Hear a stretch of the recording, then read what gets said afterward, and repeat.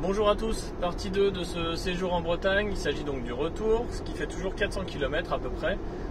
Sur ce trajet, nous allons changer de stratégie. On ne s'arrêtera pas à un chargeur Tesla, on s'arrêtera à un chargeur Ionity qui est celui de Giberville Sud, donc qui est un petit peu après Caen. Donc le planificateur Tesla nous suggère un arrêt à Caen.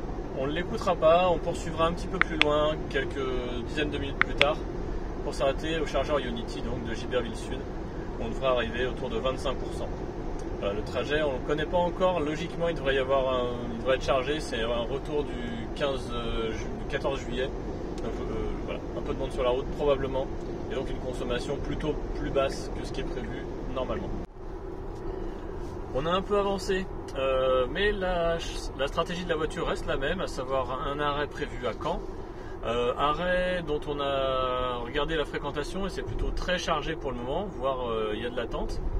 Donc pour nous on va rester sur l'idée initiale, à savoir aller voir sur l'aire de service de Giberville et se charger sur le chargeur Ionity. S'il y a du monde, et si on ne veut pas attendre, on poursuivra notre route et on a regardé qu'à Bourg-Achard, donc qui est quelques kilomètres plus loin, il y avait de la place. Donc c'est un super chargeur Tesla, donc on restera sur une recharge V3 éventuellement.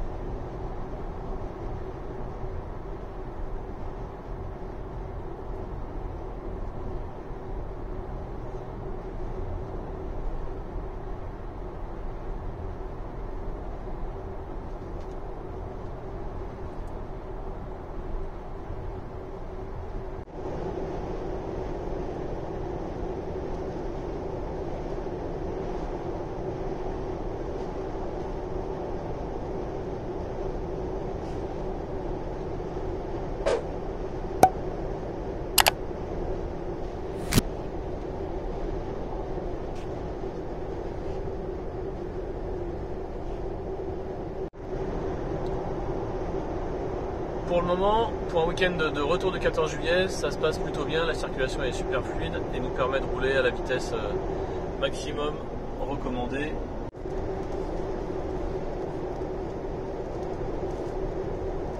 Là c'est le début de la pluie et le déclenchement de l'essuie-glace automatique qui pour une fois s'est déclenché pile au bon moment.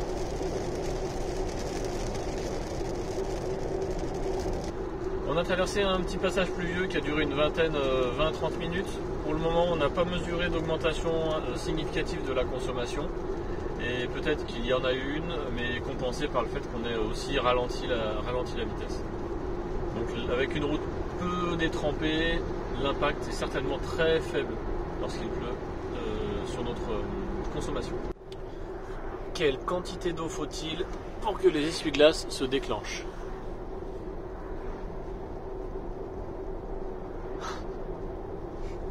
Tu vas attendre longtemps. On va attendre.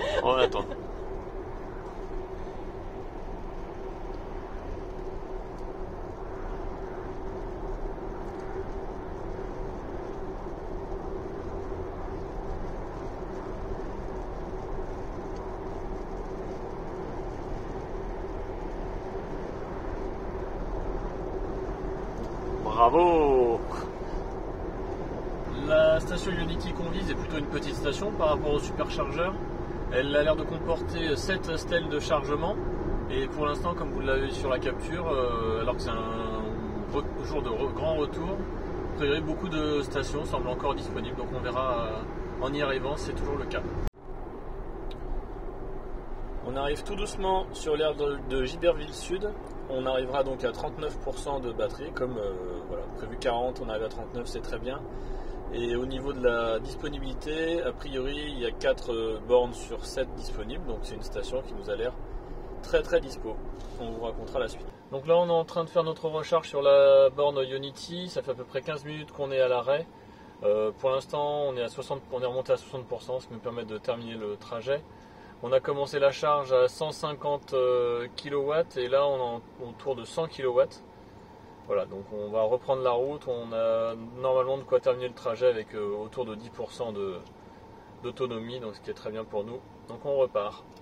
On en profite là pour vous montrer un petit peu ce que raconte le suivi de ligne lorsque les conditions sont difficiles. C'est-à-dire quand nous-mêmes on voit à peine les lignes à 20-30 mètres. Voilà, la conduite continue de voir les voitures bien positionnées, et également pour l'instant on n'a pas eu de surprise. Ça nous laisse bien au milieu de notre trajectoire, au milieu de la voie, comme la voiture de devant, au milieu des deux voies. Donc voilà, c'est une belle aide à la conduite. Alors ce parcours voulait valider qu'on était capable de sortir un petit peu de la zone urbaine, périurbaine avec sa Tesla, et d'envisager des voyages, des jours de grand départ ou grand retour. Là en l'occurrence c'était rouge sur la zone qu'on a empruntée. Donc la réponse est plutôt oui, et avec le grand avantage que quand il y a des bouchons, on consomme très peu. Donc là on a la conso à peu près, alors c'est sur les 50 derniers kilomètres, mais on voit qu'on est à peu près 140 Wh par kilomètre, entre 140 et 160 Wh par kilomètre quand on roule à, on va dire, entre 40 et 110. Donc c'est une bonne façon de ne pas consommer, d'être dans les bouchons. Donc la réponse est: est-ce qu'on peut voyager les jours de grand départ? Déjà oui. Ensuite on a voulu enrichir l'expérience en allant recharger dans une station qui n'était pas dans nos habitudes et qui n'est pas la plus simple, c'est-à-dire aller voir sur une aire de service, sur une aire Ionity. Est-ce qu'un jour de forte affluence, les bornes étaient disponibles, fonctionnaient, etc. La réponse aussi est oui, là cette fois-ci. Donc on a eu la bonne surprise de se rendre compte qu'il y avait suffisamment de bornes disponibles sur les 7 qui étaient prévues pour qu'on puisse s'y installer. On n'était pas la seule Tesla à y être. Et voilà, donc ça s'est bien passé, les 20 minutes de recharge se sont bien déroulées, la puissance était au rendez-vous. Donc voilà, c'était plutôt très positif cette expérience de voyage. Voilà, donc il y en aura d'autres. Si vous voulez ne pas les louper, n'hésitez pas à vous abonner. Et si vous avez des questions, des remarques, n'hésitez pas à les mettre en commentaire, ce sera avec plaisir qu'on y prendra connaissance. A bientôt et merci.